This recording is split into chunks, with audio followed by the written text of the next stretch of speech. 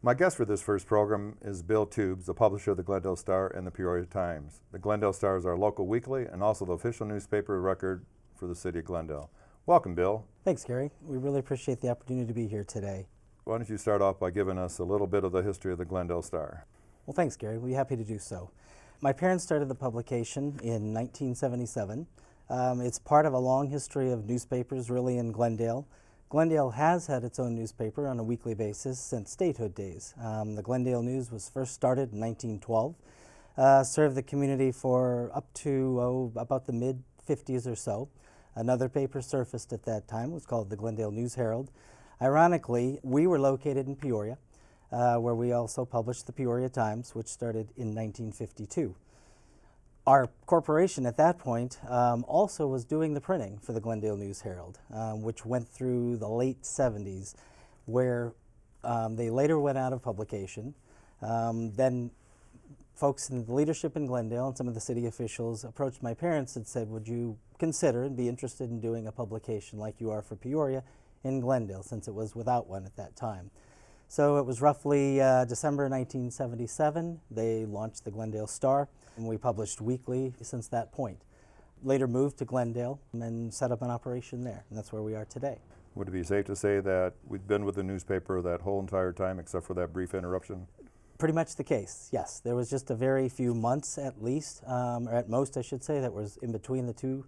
But yes, really, again, since statehood, 1912, Glendale has had their own newspaper and has been served by someone during that time, and not a lot. There was really only three specific papers, Right. the News, the Herald, and the Star. So more than 100 years. Yes, sir. When I was visiting your office last week, you were showing me the different looks that the paper's had over the years.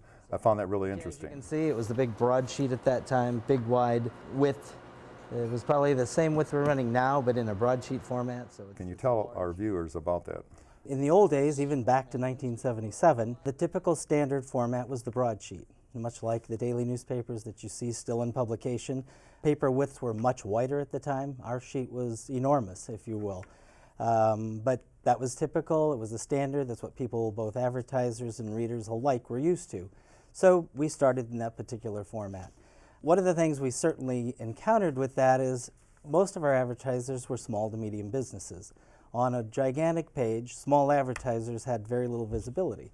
So one of the things we started to consider as we went through some of those transitions were giving them more visibility on the page. Obviously, we had a number of pages, but even a small business card ad was hard to locate on a gigantic broadsheet. So we went through some of the different formats. We went to tabloids of various size. We went from kind of to one extreme to the other. We went from this gigantic broadsheet to a short tab. It was a little too small, almost kind of a magazine-sized style. We're not really able to get a whole lot of elements on each page. We started to become more of a digest than, say, a newspaper. And it wasn't quite the thing. The other thing that drove that was the paper shortages at that time. There was difficulty in getting paper and getting newsprint, and you kind of took whatever size you could get a hold of. So it did fluctuate a little bit from there. When did you go to this format? We've been in this particular format for probably the last 10 to 15 years. Today, thankfully, we've settled on a standard tabloid size. It's probably one of the best things that we did do when we finally did move to that size. We got lots of reader reaction. They could read it easily. They could spread it out on the coffee table. It didn't take the whole kitchen table. It didn't cover their breakfast. So there was good response from that. It's just a good, viable way to publish and gives our advertisers good visibility on the page. How's the newspaper industry changed since 1978? It's changed fairly dramatically with the onset of social media, electronic media, instantaneous information, 24/7. Even for small publications, it has changed rather dramatically. I mean, there used to be days where we'd actually carry the results from a council election or a vote, and people would be waiting for that newspaper to find out what happened. Well, as you know now, it's same night. If you can stay up that late, they've got it covered. We're also into that as well, and in the modernization, our newspaper, both the Star and Times, have our own websites. So we're kind of rolling with those things. We're trying to package the news, again, focus specifically and exclusively on community news and information. We're trying to deliver, if you will, the breaking news type things via our website. and using the newspaper on a weekly publication, or as a weekly publication, as more or less the digest of things that have happened through that entire period.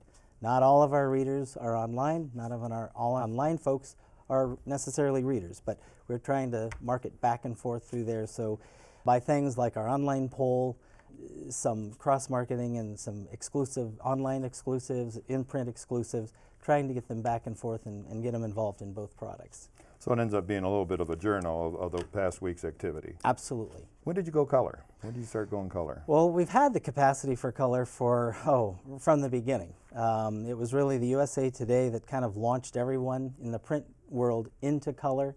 We have our own presses and printing operations, so we have that capacity.